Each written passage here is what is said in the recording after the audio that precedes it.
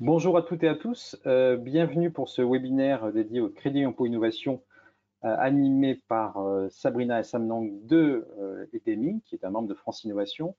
Alors au cours de ce webinaire, vous voyez, il y a différents points qui seront traités, l'efficacité du dispositif, force et faiblesse du C2I après un recul de 7 années d'existence, des exemples de projets financés, des recommandations qui seront apportées sur les meilleurs moyens de sécuriser le financement.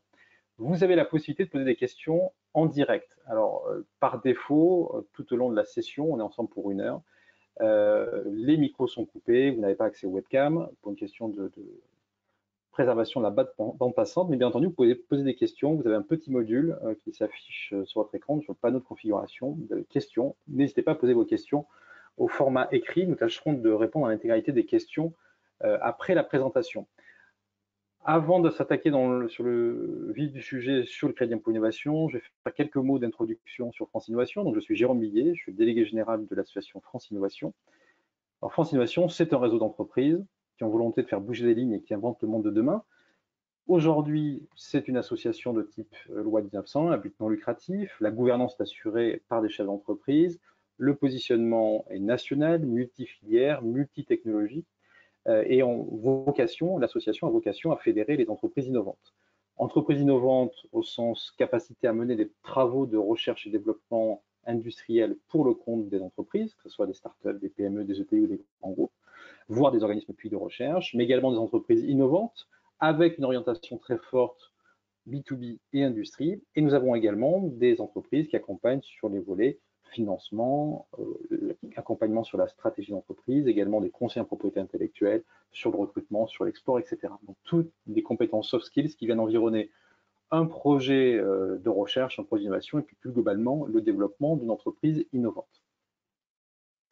Alors, nos services pour nos membres, agir collectivement, donc là, on est sur une dimension de lobbying ou de pédagogie auprès des pouvoirs publics qui se fait à deux sens. Et les pouvoirs publics nous consultent et nous-mêmes, nous allons à la rencontre des pouvoirs publics pour leur exprimer nos propositions, la volonté d'accompagner le business développement de nos membres, pour faire différentes actions, le magazine 360 degrés R&D que certains d'entre vous peut-être connaissent, également tout le volet mise en relation, puisqu'on fait à peu près 600 mises en relation entre des donneurs d'ordre et des membres qui ont une capacité à répondre à la recherche de compétences que nous avons lancée, anticiper, s'informer, donc ça c'est en flux continu chez nous pour les membres, et la valorisation du savoir-faire, et bien plus encore, je ne suis pas là pour faire un webinaire dédié à France Innovation, donc je suis très bref. Vous retrouvez ça sur notre site internet dans la rubrique adhérer de France Innovation. Là, ce sont les logos de nos membres, vous aurez accès à la présentation, et bien entendu, ces membres sont aussi accessibles dans la rubrique trouver une expertise du site de France Innovation. Ça, c'est le lien pour nous rejoindre. Quelques dates à retenir. Là, on y est, 22 septembre, Crédit Impôt Innovation et PME, animé par un membre Heming. 29 septembre, un colloque digital vers des mobilité low-tech en Ile-de-France par l'ADEME. Appel à projet démonstrateur et territoire de grande ambition, qui est un appel à projet du programme des investissements d'avenir et qui est opéré par l'ADEME. Le 15 octobre, comment améliorer la création de valeur par un membre qui s'appelle Créavalue. 20 octobre, préfinancement du CIR et C2I, Crédit Impôt Recherche donc, et Crédit Impôt Innovation par un membre qui s'appelle Neftis. 22 octobre, le futur des systèmes intelligents par Epic & qui est également un membre. 3 novembre, un appel à projet, donc là c'est un appel à projet ADEME, encore une fois PIA, sauf que là on est sur accélération du développement des écosystèmes d'innovation sur la thématique transport et mobilité durable. Le 5 novembre, webinaire Comment lire un brevet. Ça peut paraître trivial, mais ça n'est pas tant que ça. Finalement, on parle souvent de brevet, mais avoir les clés de lecture d'un brevet, ce n'est pas inutile non plus. Animé par le cabinet Omniart, qui est un des membres de France Innovation. Et le 5 novembre, c'est Horizon, membre de France Innovation, qui anime un webinaire sur IoT 3.0, la convergence sémantique des objets. Vous avez le lien ici, france-innovation.fr/webinaire, qui vous permet, bien entendu, de retrouver ces informations-là et bien entendu de vous inscrire. Sur des événements, on sera présent notamment au Rendez-vous Carnot 18 et 19 novembre, donc on, c'est-à-dire l'association en tant que tête de réseau, et puis bien entendu certains de ses membres également. Mais le 10 décembre est organisé France Innovation Meetings sur une édition spéciale santé, cosmétique et agroalimentaire. Particularité, c'est une 3e édition. Première édition a eu le 10 décembre 2019 sur un événement totalement dématérialisé, planning de rendez-vous d'affaires. Sauf que le jour J, on n'est pas en événement physique, on est en visio. Donc, possibilité de faire une dizaine de rendez-vous préprogrammés le 10 décembre. Et puis également, présence et partenariats sur Medfit, Biofit, AginFit, etc. Voilà, avec un tarif spécifique pour nos membres. Ça, c'est le logo de France Innovation Meetings, donc le 10 décembre. Et là sont nos coordonnées, un rappel du site internet, l'adresse générique de France Innovation, contact@france-innovation.fr. Je m'arrête là pour France Innovation, puisqu'on n'est pas là pour écouter France Innovation, on est là pour écouter Hemming sur le crédit impôt innovation. Sabrina Samnang, je vous laisse la main en termes de présentation.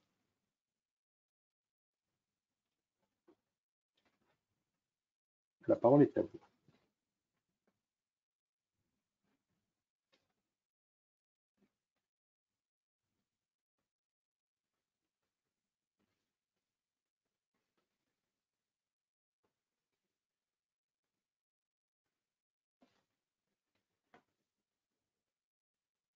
Bonjour, donc Sabrina et Sam Nang.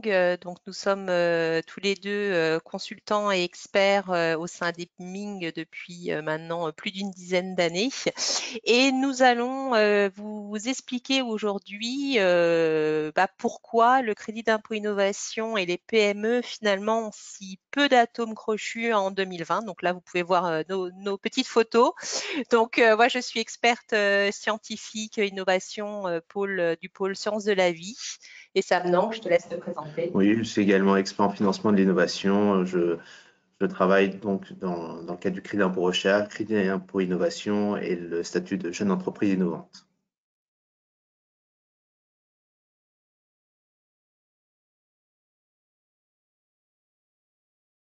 Donc aujourd'hui, donc l'agenda, donc on va vous présenter donc le crédit d'impôt innovation, qui est un dispositif efficace pour pouvoir financer vos innovations. Nous allons également vous présenter après 7 ans d'existence ses forces et ses faiblesses et donc que nous disent les chiffres, notamment nous appuyant sur une étude de l'INSEE. Nous vous présenterons quelques exemples de projets financés par le C2I et enfin nos recommandations pour sécuriser votre financement.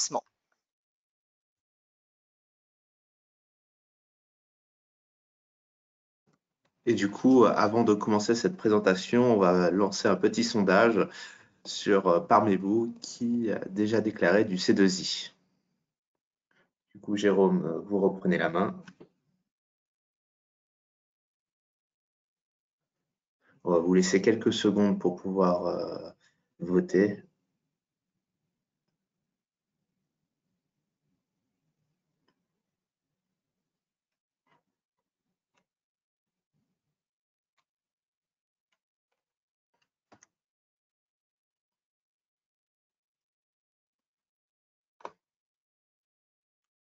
« 30 secondes sont écoulées, donc je propose qu'on clôture le sondage dès que nous voyons les résultats. Donc la question, avez-vous déjà déclaré du C2I? C'est peut-être assez intéressant parce que 89% des répondants déclarent ne pas avoir déclaré du C2I justement. Voilà. Donc charge à vous de donner un intérêt pour eux de gratter la tête vis-à-vis du C2I. Et donc ce webinaire est fait pour vous. Très bien.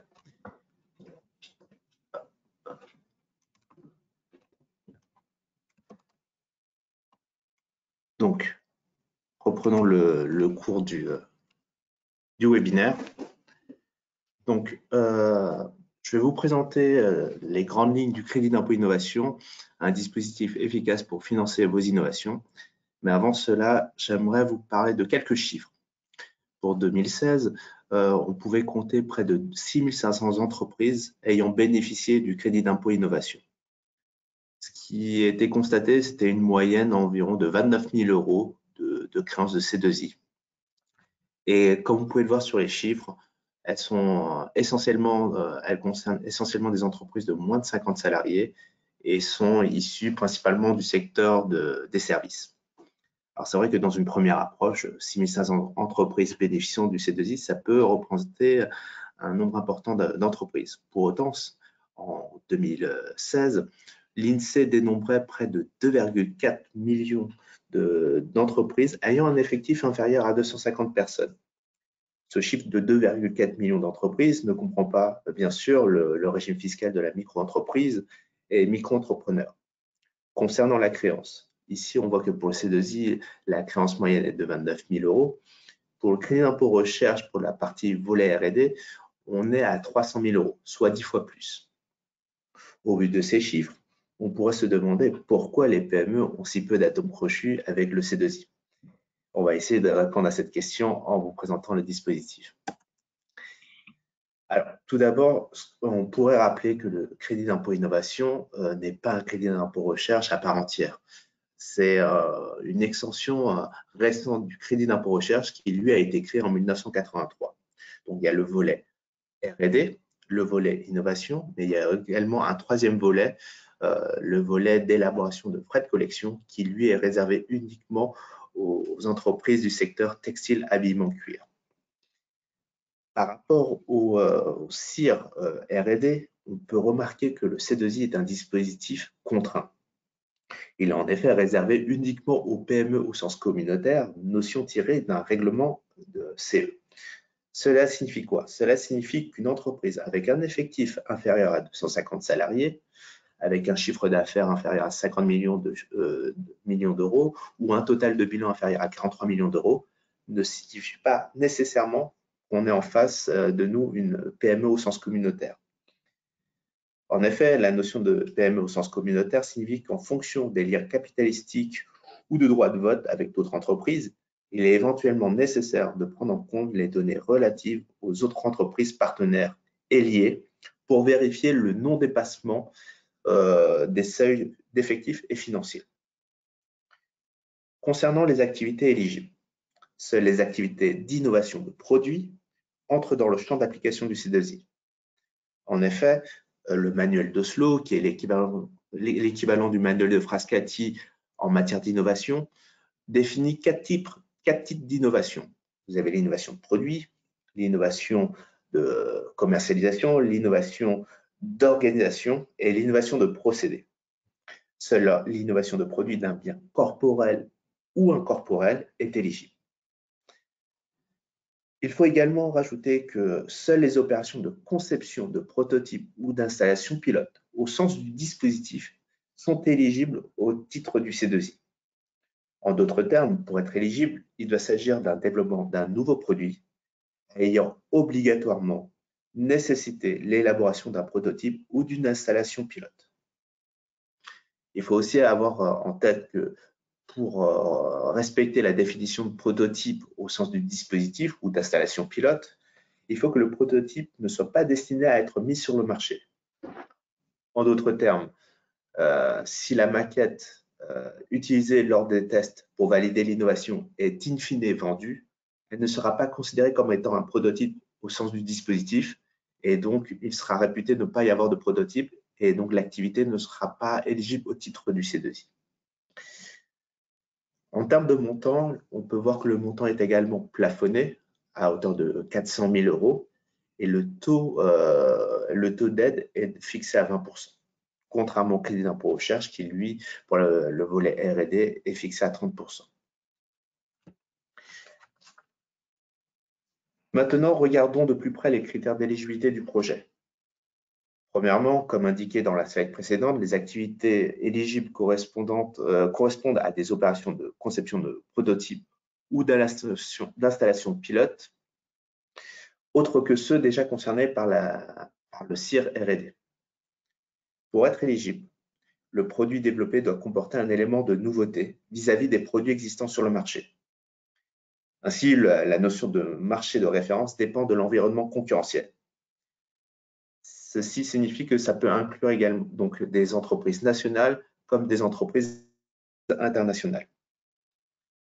Autre précision par rapport à cette distinction, à cette appréciation de la nouveauté, c'est qu'elle s'apprécie au moment du lancement du projet.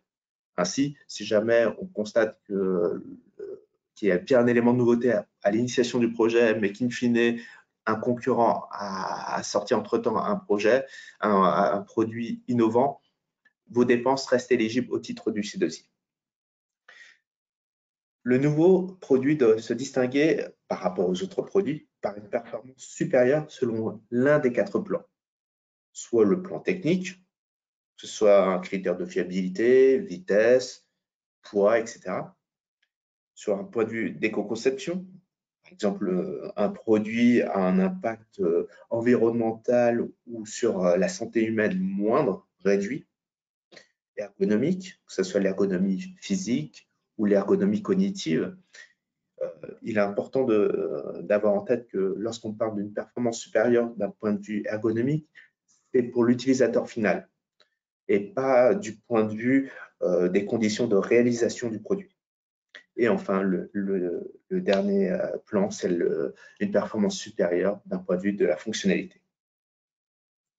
Maintenant qu'on a vu dans les grandes lignes les activités éligibles au C2I, on va regarder les différences entre le C2I et le CIR R&D. Ce que vous pouvez voir là sur la partie de droite, on retrouve les 4 types d'innovation. L'innovation de produit, l'innovation de procédé, l'innovation de commercialisation et l'innovation d'organisation. Comme dit précédemment, le C2I réside uniquement au sein de l'innovation de produit. En revanche, la partie orange, la partie CIR R&D, peut se retrouver dans les 4 types d'innovation, du moment que l'activité qui est valorisée appartient à de la recherche fondamentale, recherche appliquée ou développement expérimental. Si on joue au jeu des comparaisons, pour le CIR R&D, on va regarder s'il y a un dépassement de l'état des connaissances scientifiques pour valider si le projet est éligible au titre du CIR R&D. Alors que de l'autre côté, pour le C2I, on va analyser les produits existants sur le marché et voir si votre produit est vraiment plus performant par rapport à ce qui existe sur le marché. Pour le CIR R&D, on va rechercher si un produit a pour objectif de lever un verrou, peu importe si l'entreprise parvient à lever ou non ce verrou. En revanche, pour la partie C2I, il faut vérifier que l'entreprise a bien développé un produit ayant atteint des performances supérieures. En d'autres termes, si l'entreprise n'a pas atteint les performances visées in fine, elle ne pourra pas prendre en compte ses dépenses dans son calcul de C2I. Pour le volet R&D, l'utilisation d'un prototype ou d'une installation pilote n'est pas une condition nécessaire d'éligibilité, alors que pour le C2I, l'absence de prototype est rédhibitoire. Enfin, le dispositif R&D, si R&D ne présente pas de limitation de taille d'entreprise pouvant bénéficier du dispositif, alors que le C2I, lui, est réservé uniquement aux PME au sens communautaire. Maintenant qu'on a vu les différences de principe entre les deux dispositifs, je vous propose de regarder les dépenses éligibles. Comme vous pouvez le voir, les dépenses éligibles sont très similaires au volet R&D, à savoir qu'on peut valoriser le matériel utilisé dans le cadre des opérations de conception de prototypes ou d'installation pilote en vue d'élaborer un nouveau produit, via la valorisation des dotations d'amortissement. On peut également valoriser les dépenses de personnel affectées à ces opérations. Chose à noter, c'est que contrairement à la partie CIR R&D, il n'y a pas de doublement des dépenses de jeunes docteurs. Pour les dépenses de fonctionnement, elles sont également déterminées forfaitairement et à compter du 1er janvier 2020, ils se calculent en prenant 43% des dépenses de personnel, auxquelles on ajoute 75% des dépenses de dotations d'amortissement de matériel utilisé. Pour la propriété intellectuelle, on peut valoriser les dotations d'amortissement des brevets acquis, les frais de prise et maintenance de brevets et des certificats d'obtention végétale. Et nouveauté pour le C2I, on peut également prendre en compte les frais de dépôt de dessin et modèles. Il est également possible de valoriser les opérations confiées à des entreprises ou des bureaux d'études et d'ingénierie agréés. Ici, contrairement au crédit d'impôt recherche, pour la partie R&D, encore une fois, il n'y a pas d'application de plafond et il n'y a pas de doublement de la sous-traitance publique. Les frais de défense de brevets ou de certificats d'obtention végétale sont également éligibles, au même titre que pour les frais de défense de dessin et modèle. À l'ensemble de ces dépenses, on va venir déduire les subventions publiques et autres avances remboursables. On appliquera un plafond de 400 000 € et à cette assiette plafonnée, on va éventuellement déduire les honoraires du cabinet conseil et on appliquera le taux de 20% d'aide pour connaître le montant de crédit d'impôt.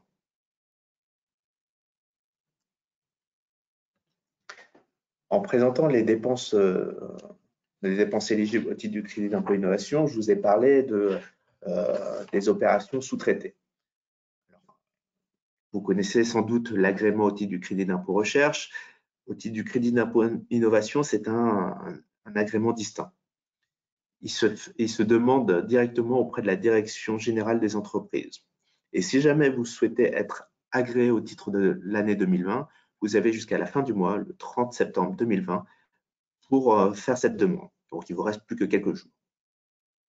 Cet agrément est donné à des entreprises, ce qui explique donc que dans le cadre de vos valorisations futures potentielles de crédit d'impôt innovation, il ne sera pas possible de valoriser des factures émises par des organismes publics de recherche, parce qu'elles ne sont pas considérées comme étant des entreprises, hormis les CTI. Si jamais vous avez des activités d'innovation avec des opérations sous-traitées à des prestataires qui sont déjà agréés au titre du crédit d'impôt recherche, vous pouvez demander à ce que ces sous-traitants puissent être agréés au titre du crédit d'impôt innovation, car il existe une mesure simplifiée pour étendre l'agrément de l'agrément CIR aux dépenses d'innovation. Pour cela, le sous-traitant doit faire une demande écrite auprès du ministère de la Recherche, accompagnée de l'avis favorable pour l'agrément. La demande, elle est composée d'une présentation de l'entreprise, une description d'un projet innovant et des informations sur la qualification du personnel, notamment CV et diplôme, dans un nombre maximum de 5. Regardons maintenant le contrôle du C2I. Le contrôle du C2I peut intervenir selon 3 timings, 3 temps. Vous avez soit le contrôle fiscal, la vérification de comptabilité. Vous avez aussi, lorsque vous vous demandez une restitution du C2I, ou bien dans le cadre d'une demande de rescrit C2I, notion que je vais expliciter vers la fin du webinaire. Ils ont tous un point en commun, c'est le processus. Il est à la base initié, il est instruit par la Direction générale des finances publiques. L'administration fiscale peut solliciter l'aide de la Directe, elle peut solliciter les experts de la Directe, donc la Direction régionale des entreprises, de la concurrence, de la consommation, du travail et de l'emploi. Ces experts vont analyser l'éligibilité du projet. Ils vont également analyser les dépenses du projet. Si nécessaire, il y a une possibilité d'échanger avec l'expert de la Directe pour apporter des compléments d'information. Après toutes ces informations, l'expert rend un avis et c'est l'administration fiscale, sur la base éventuellement de cet avis, si la Directe a été saisie, que l'administration fiscale donnera son avis sur le contrôle du crédit d'impôt innovation déposé. Donc voici dans les grandes lignes le dispositif du C2I. Maintenant, je vais laisser la main à Sabrina qui va vous faire un bilan de ce dispositif après 7 ans d'existence.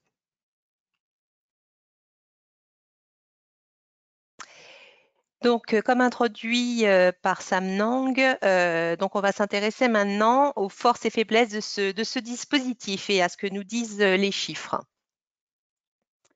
Alors, le dispositif a été évalué pour la première fois et donc à date la seule fois en décembre 2019 par l'INSEE qui a donc cherché à montrer l'impact de ce dispositif sur les entreprises bénéficiaires. Juste pour information, donc les données qui ont été utilisées pour les analyses statistiques de l'INSEE couvrent la période de 2009 à 2014.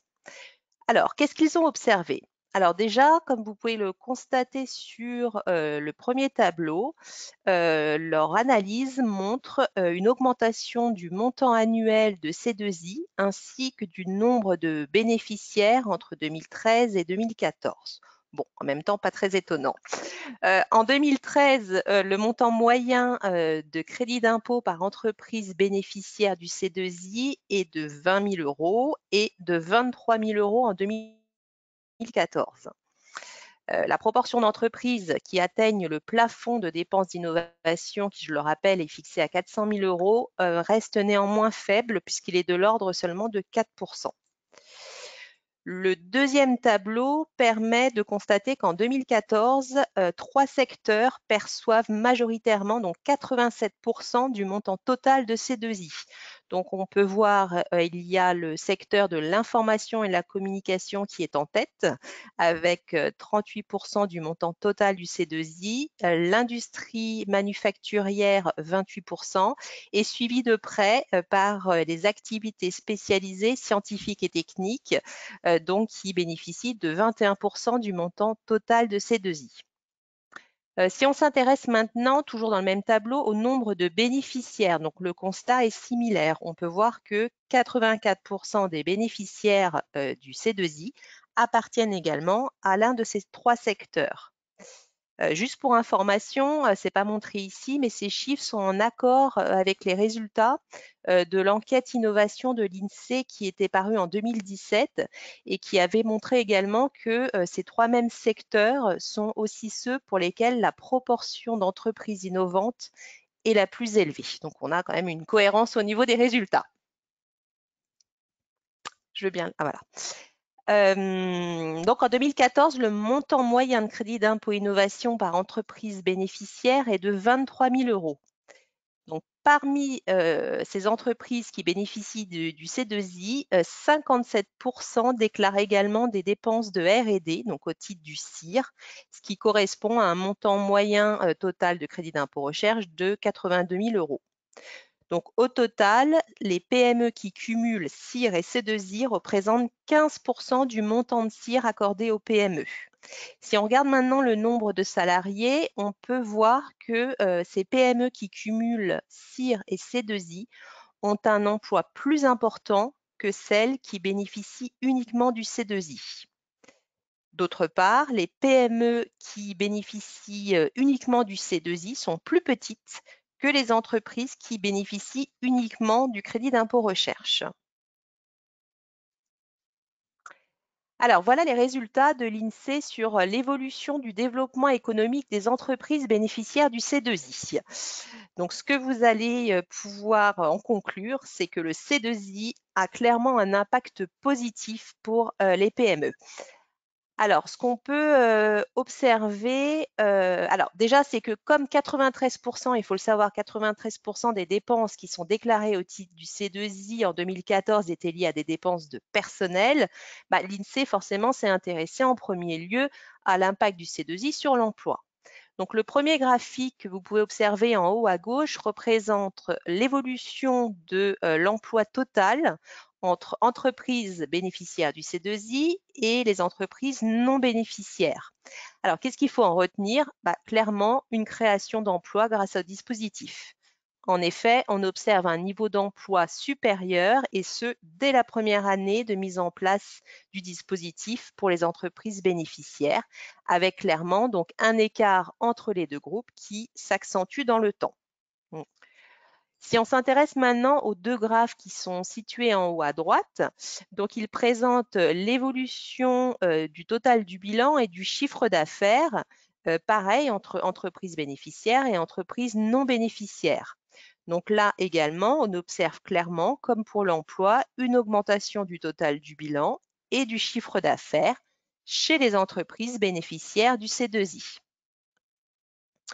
Le graphe en bas à gauche montre l'évolution de la probabilité de déposer au moins un brevet. Donc, on observe qu'entre 2012 et 2015, cette probabilité est tout de même légèrement plus élevée chez les entreprises qui bénéficient du C2I par rapport aux autres entreprises. Enfin, qu'est-ce qu'il en est du développement de nouveaux produits? Puisque finalement, le C2I est destiné aux PME qui vont développer des produits innovants. Comme également vous pouvez l'observer sur les graphes en bas à droite, les résultats de leurs analyses montrent que les entreprises qui bénéficient du C2I proposent des produits supplémentaires qui sont substantiellement différents des produits qu'elles proposaient avant la création du C2I. Donc, en résumé, depuis la création du C2I, le nombre d'emplois, le total du bilan et du chiffre d'affaires, la probabilité de déposer au moins un brevet et la capacité à proposer de nouveaux produits ont clairement augmenté chez les entreprises bénéficiaires du C2I. Donc le C2I a concrètement un impact positif sur le développement économique des PME qui en bénéficient. Et pourtant, le C2I est un dispositif encore sous-exploité par les PME et puis on l'a clairement vu au vu des résultats de notre petit sondage au début du webinaire. Alors, sachez qu'en 2013, la Cour des comptes avait estimé le coût du C2I à 300 millions d'euros en régime de croisière. Et la Direction générale pour la recherche et l'innovation est allée encore plus loin, puisque elle l'a estimé entre 410 millions d'euros et 555 millions d'euros.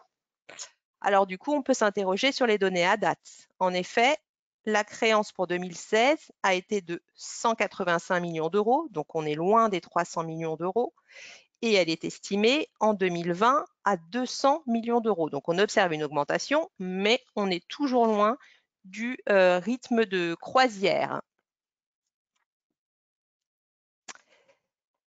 Alors, on vient de voir que le C2I a clairement un impact positif sur le développement économique des PME qui en bénéficient, mais qu'il est encore sous-exploité. Pourtant, vous comme moi avons vu récemment que la France quand même était classée le 12e pays le plus innovant au monde pour 2020, avec donc une progression de 4 places depuis l'an dernier, qui reflète, d'après les auteurs du baromètre, les efforts faits ces derniers dans ce domaine en France.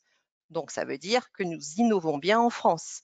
Alors, la question que nous pouvons nous poser, c'est mais quels sont les freins qui empêchent les PME innovantes d'opter au titre du C2I? Alors, quand on regarde certains des verbatims qui ont été adressés aux sénateurs dans le cadre d'une commission d'enquête sur le CIR, voilà ce qu'il ressort sur ces freins. Premièrement, une méconnaissance du dispositif. Donc là, on peut citer par exemple le verbatim. Donc, trop de PME font de l'innovation sans le savoir et n'utilisent pas ces outils, CIR et C2I, contrairement au groupe. Deuxièmement, des interrogations sur la pérennité du dispositif. En effet, le gouvernement souhaitant évaluer l'efficacité du dispositif l'a borné jusqu'au 31 décembre 2022 dans le cadre de la loi de finances 2020. Troisième frein, une délimitation floue entre ce qui peut être valorisé au titre du CIR et ce qui peut être valorisé au titre du C2I. En effet, on veut bien l'admettre, même si les dispositifs CIR et C2I sont censés être complémentaires, la délimitation entre les deux est encore perçue très souvent comme incertaine et confuse par les entreprises. Et enfin, le dernier frein, mais je pense un des plus importants, la peur du contrôle fiscal. Sam Nang, justement, à la fin du webinaire, vous présentera des recommandations pour sécuriser le financement via le C2I. Alors, pour vous donner des idées maintenant de projets éligibles au titre du C2I, voici 3 exemples de projets qui ont été valorisés. Donc, le premier projet, il consiste à développer un dispositif médical et plus particulièrement un nébuliseur buccal ergonomique qui était à destination de jeunes patients atteints de mucoviscidose. Donc, qu'est-ce qui rend ce projet éligible, au-delà du fait, bien sûr, qu'il a été mené par une PME au sens communautaire? Eh bien, la société a démontré que par rapport à l'état du marché des nébuliseurs buccaux, eh bien, les performances ergonomiques du prototype qu'elle avait développé étaient bien supérieures donc, par rapport au marché existant.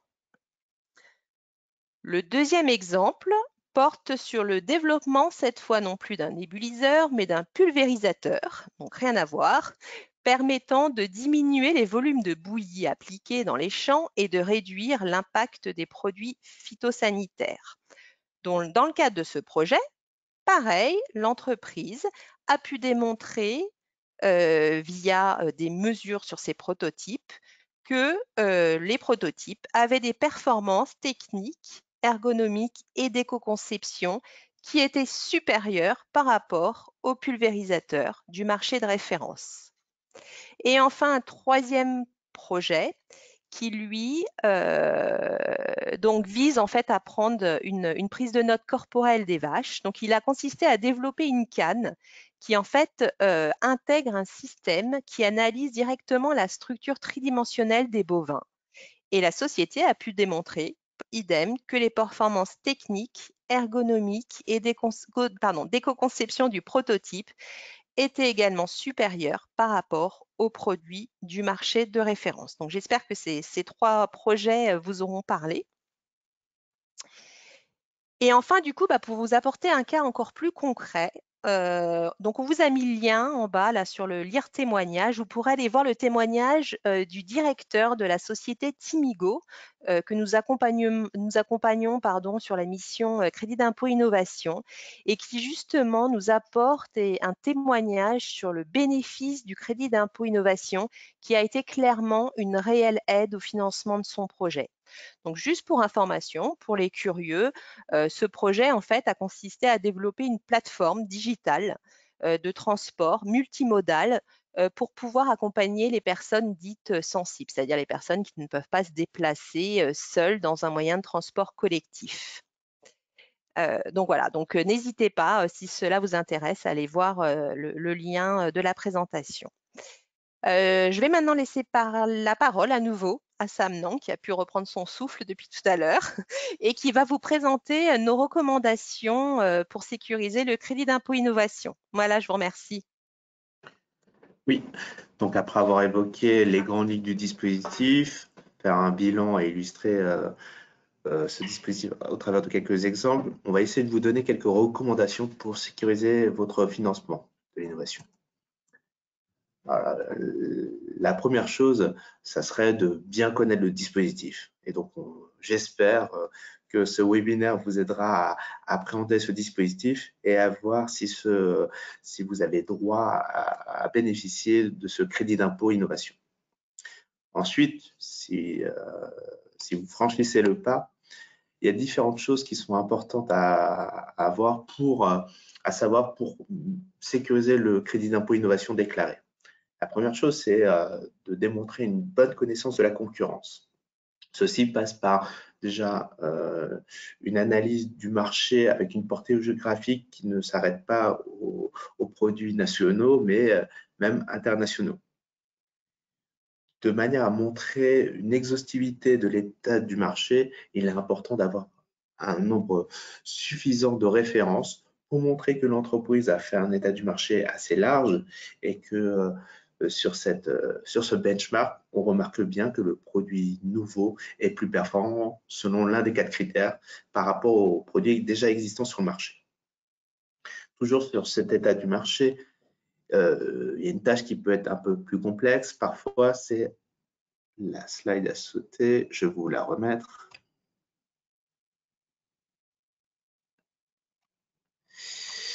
C'est concernant l'étude, c'est le fait d'avoir une qualification parfaite, précise des performances des produits du marché.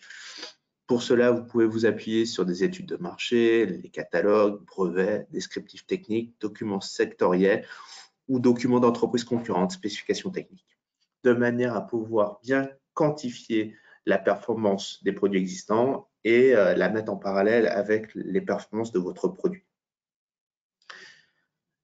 Il y a un élément qui est important en cas de contrôle, c'est de pouvoir démontrer que l'entreprise, dans le cadre de sa déclaration, a bien distingué les activités de développement classiques des activités d'innovation. En effet, beaucoup d'entreprises développent beaucoup de produits, mais est-ce que ces produits sont réellement une amélioration sensible en termes de performance selon l'un des 4 critères, l'un des 4 points? Le fait d'avoir une bonne lecture et une bonne distinction de ces 2 typologies d'activités est gage de sécurité en cas de contrôle fiscal. Aussi, il est important d'avoir une très bonne traçabilité des résultats des essais réalisés sur le prototype. Pourquoi? Parce que ça démontre, premièrement, que vous avez bien fait appel à un prototype pour développer votre nouveau produit et que les résultats favorables des essais réalisés sur prototype démontrent l'atteinte des performances supérieures de votre prototype et de votre produit. Donc, tous ces éléments-là seront à fournir en cas de contrôle. Dernière recommandation, si vous avez encore des doutes, il est possible de faire appel à un outil très puissant qui est le rescrit C2I. C'est un outil, une demande qui permet d'avoir une prise de position formelle de l'administration fiscale quant à l'éligibilité d'un projet. Pour cela, vous devez faire la demande 6 mois avant la date limite de dépôt de la déclaration spéciale 2069A. Une fois la demande faite, l'administration fiscale a 3 mois pour vous répondre. Si au-delà des 3 mois, vous n'avez toujours pas de réponse, c'est une acceptation tacite. Donc, ça vous permet, si vous avez bien sûr un avis favorable à votre demande de rescrit, avoir une garantie, une position opposable à l'administration en cas de contrôle. Et pour certaines PME, dont le chiffre d'affaires est inférieur à 1,5 million d'euros, il est possible également de venir sécuriser les dépenses déclarées au titre des projets d'innovation. Vous pouvez venir sécuriser l'analyse du projet et les dépenses associées. Ça devient un outil très puissant et ça vous permet d'avoir une certaine sérénité en cas de contrôle. Voilà. Donc, à l'issue de ce webinaire, on va vous lancer sur un deuxième sondage. J'espère que, avec les informations qu'on vous a données au cours de cet échange, les éléments peut-être pour déclarer du C2I. Du coup, on vous laisse quelques secondes pour pouvoir répondre à ce questionnaire. À l'issue de, donc là, le webinaire, la présentation est terminée. Bien évidemment, il y a quelques minutes pour répondre, en tout cas tenter de répondre à vos questions.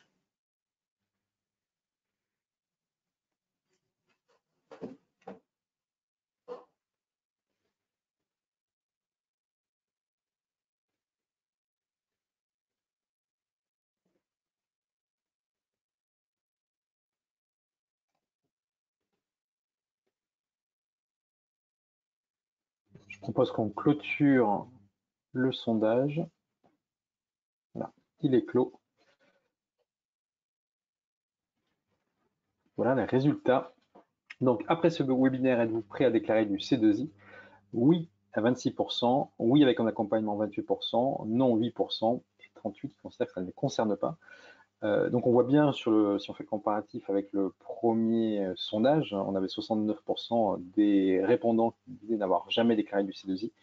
A priori, ils ont été convaincus, suite au webinaire, de l'intérêt du C2I et comment ça peut venir s'intégrer dans leur stratégie et dans leur plan de financement de leur projet. Alors, il y a des merci pour la présentation. Et c'est très positif, bien entendu. Donc, il y a des merci qui tombent, mais ce n'est pas totalement fini, puisqu'on a des questions aussi qui arrivent. Je vais attaquer la première question. Alors, ne soyez pas étonnés si je ne lis pas mot à mot vos questions. Parfois, je peux être amené à fusionner des questions pour qu'on puisse prendre les différents aspects de plusieurs questions. Alors, peut-on demander C2I et CIR pour le même item de dépense? Et donc, pour remonter d'un cran la question, finalement, c'est comment on peut cumuler ou faire un jeu de complémentarité entre C2I et CIR. Alors, effectivement, le CIR et le C2I sont deux dispositifs qui sont cumulables. Pour autant, on ne peut pas valoriser les mêmes dépenses au titre des deux volets du crédit d'impôt. Ce qu'on peut voir usuellement sur un projet qui fait l'objet d'une double valorisation, l'utilisation de ces deux dispositifs, c'est peut-être une phase amont qui est plus sur l'aspect hypothèse technique, verrou technologique à lever. Et du coup, ces dépenses concernent le crédit d'impôt innovation. Et lorsque les verrous techniques sont levés et qu'il y a quelques ajustements à apporter, notamment ergonomiques ou en termes de fonctionnalité, là, on rentre plutôt dans le champ du crédit d'impôt innovation et ces dépenses rentrent là dans le cadre du C2I. Très bien. Sur un projet qui s'étale sur 2 ans, hop là, je reviens sur la question. apparemment, il n'y a pas les questions qui tombent. Voilà. Sur un projet qui s'étale sur 2 ans, faut-il faire 2 demandes de C2I ou est-ce que c'est le projet qui revient finalement tous les ans? Alors, le C2I, comme le crédit d'impôt recherche, hein, va être déclaré de manière annuelle. Donc, on fait une déclaration par année civile, du 1er janvier au 31 décembre. Donc, on peut bien sûr déclarer un projet pluriannuel, mais avec une déclaration par année par rapport, enfin, sur les travaux qui ont été menés durant l'année N et après l'année N+1. Très bien. Je comprends que des projets déjà subventionnés par l'ADEME ou BPI sont a priori éligibles au C2I. Est-ce que c'est bien ça? Encore une fois, il faut vérifier les critères. Mais si dans le cadre des critères, on parle bien d'innovation de produit et que par rapport au marché, il y a une performance supérieure selon l'un des 4 critères, effectivement, on est éligible. C'est assez difficile de répondre de manière générique. Très bien. La construction d'un prototype semble être nécessaire. Qu'en est-il dans le cadre d'un développement d'applications mobiles? Est-ce qu'on doit s'arrêter à la maquette ou est-ce qu'on peut aller jusqu'au développement? Pour le développement d'une application mobile, le développement, tout dépend qu'est-ce qu'on entend par développement, mais du moment que le produit n'est pas complètement validé en termes d'innovation, ces dépenses rentrent dans le cadre du crédit d'impôt innovation. Donc, à voir qu'est-ce qu'on entend par développement, parce que après la maquette, il peut y avoir encore quelques ajustements, notamment liés à l'ergonomie. Merci. Quid du C2I si l'entreprise n'est pas imposable? Est-ce que ça veut dire concrètement que l'administration verse de l'argent au titre du C2I? Alors effectivement, dans le cadre où l'entreprise n'est pas imposable, mais lorsqu'on veut dire non imposable, c'est qu'elle est déficitaire, elle peut bien évidemment bénéficier de ce C2I et en sa qualité de PME au sens communautaire, demander la restitution de ce C2I. En revanche, si l'entreprise n'est pas soumise à l'impôt sur les sociétés, parce qu'il y a un principe d'exonération particulier à un impôt sur les sociétés, elle ne peut pas prétendre au C2I. Il faut être soumis à l'IS ou à l'IR. Très C'est comme bien. pour le CIR en fait. Si la procédure de contrôle fiscal du C2I suit celle du CIR, faut-il également s'attendre à avoir les mêmes interlocuteurs au sens experts scientifiques qui sont mandatés par le ministère de la Recherche? Est-ce que c'est la même procédure? Alors, il n'y a pas de précision dessus. De ce qu'on constate, c'est que ce ne sont pas les mêmes personnes. Ce sont les agents du ministère de la Recherche qui interviennent pour les projets valorisants en R&D et pour l'innovation, c'est les personnes de la directe. Ils peuvent partager les mêmes interlocuteurs qui sont l'administration, les brigades de vérification de l'administration fiscale. Très bien.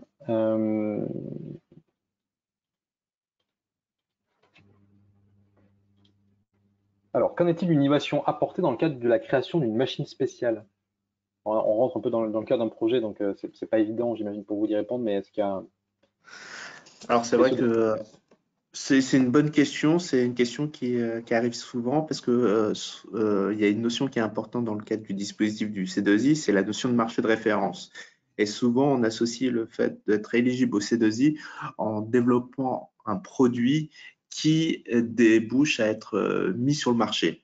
Sauf que cette notion de marché de référence, elle est à apprécier pour savoir si le produit que vous souhaitez concevoir est nouveau par rapport au marché. Si le produit que vous souhaitez développer est nouveau par rapport au marché, vous êtes éligible. Même si vous réalisez cette machine spéciale, pas pour le mettre sur un catalogue, mais à la demande de quelqu'un. Donc, pour moi, le développement d'une machine spéciale n'est pas un frein au titre du C2I. très bien? Alors, je fusionne quelques questions, mais il y a une question sur finalement L'agenda au sens, si les prototypes ont déjà été réalisés, admettons en 2018 ou 2019, est-ce qu'on peut faire des déclarations rectificatives ou des nouvelles déclarations qui disent voilà ce que j'ai fait en 2018 ou 2019? Est-ce qu'on peut faire du rétroactif? Alors oui, le crédit d'impôt recherche, que ce soit la partie R&D ou innovation, peuvent faire l'objet d'une déclaration rectificative ou rétroactive du moment qu'on est dans les délais de réclamation contentieuse. Il faut savoir également qu'il y a un delta de 3 mois et demi ou 4 mois et demi entre 4 mois et demi, pardon, minimum entre la fin de l'année civile et le moment de déclaration. Donc, du coup, si jamais le prototype, les tests positifs sont effectués quelques mois après l'année qui fera l'objet de déclaration, normalement, on se rend compte l'année suivante que l'atteinte des performances supérieures est avérée et donc on peut déclarer en toute sécurité le crédit d'impôt innovation. Mais si jamais l'écart, le timing, le décalage est plus important, effectivement, on peut revenir via une réclamation contentieuse. Très bien. Est-ce que le C2I est cumulé avec le crédit d'impôt métier d'art? Et si oui, à quelle étape? Le crédit d'impôt métier d'art et alors a priori, je ne veux pas vous dire de bêtises, mais je pense que oui. Et le crédit d'impôt métier d'art est par contre lui soumis aux règles des minimis, ce qui n'est pas le cas donc du C2I. Donc a priori, je pense que oui. Sam, Nang? Alors, comme le crédit d'impôt métier d'art, ça fait quelques années que je ne l'ai pas vu. Avec le CIR. Il est cumulable avec le CIR. Donc, je pense qu'il ne devrait pas y avoir de difficulté. Après, dans les définitions, il doit y avoir… non, il ne devrait pas y avoir de problématique particulière. En tout cas, ça… Il faut faire attention au temps. Tout à fait. Très bien. Une question, si la production ou la réalisation d'un prototype prend 2 ans et l'analyse des performances 1 an, quand est-ce que je dois demander du C2I? Et si à la fin, la performance attendue n'est pas là, est-ce qu'il y a une nécessité de rembourser? Alors, effectivement, s'il y a une déclaration de C2I sans être certain de l'atteinte des performances supérieures, si vous en avez bénéficié, malheureusement, en cas de contrôle ou sinon de votre propre initiative, il faudra faire une rectificative pour indiquer que malheureusement vos dépenses ne rentrent pas dans le cadre du crédit d'impôt innovation. Et puis, lorsqu'on a un temps long entre la réalisation du prototype et la validation, en tout cas le recueil des résultats sur les prototypes, il faut attendre vraiment la vérification de l'atteinte des performances supérieures pour pouvoir déclarer. Donc, ça peut peut-être engendrer quelques années de décalage, même si généralement les projets d'innovation, tant que ça soulève des problématiques de R&D, ont un temps de projet plus court que les projets de R&D.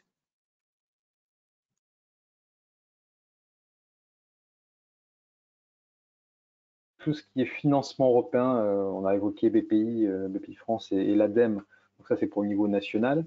On imagine aussi que c'est exactement la même chose pour des aides européennes qui peuvent très bien être complémentaires à du C2I. Hein. Oui, effectivement, ces dépenses peuvent être complémentaires, mais il est important lorsqu'on fait ces valorisations de projets subventionnés, que ce soit national ou européen, de venir déduire cette subvention de l'assiette. A priori, il semble nécessaire peut-être de revenir sur la notion d'agrément, puisqu'il y a une question sur cet aspect, c'est finalement qu'est-ce qui donne accès au fait d'être un sous-traitant qui ouvre accès au C2I pour ses clients. Donc la réponse est effectivement de faire une demande d'agrément, mais peut-être Sabrina ou Sam Nang, si vous voulez apporter faire un petit retour sur cette notion d'agrément. Pour que vos donneurs d'ordre puissent valoriser, si on se place au niveau du sous-traitant, si vous souhaitez que vos donneurs d'ordre puissent valoriser vos prestations d'innovation que vous facturez donc à vos donneurs d'ordre, il faut qu'au préalable, vous soyez agréé au titre du C2I. Pour cela, il y a 2 moyens.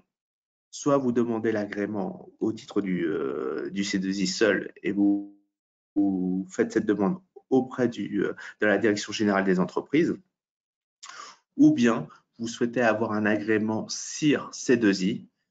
Pour le coup, si vous ne l'avez pas encore l'agrément CIR, vous faites la demande auprès du ministère de la Recherche et elle vous accordera, si vous démontrez des capacités de R&D et d'innovation, cet agrément. Et si vous possédez déjà cet agrément CIR, il suffira de faire une simple demande auprès du ministère de la Recherche pour étendre l'agrément aux dépenses d'innovation. Je ne sais pas si…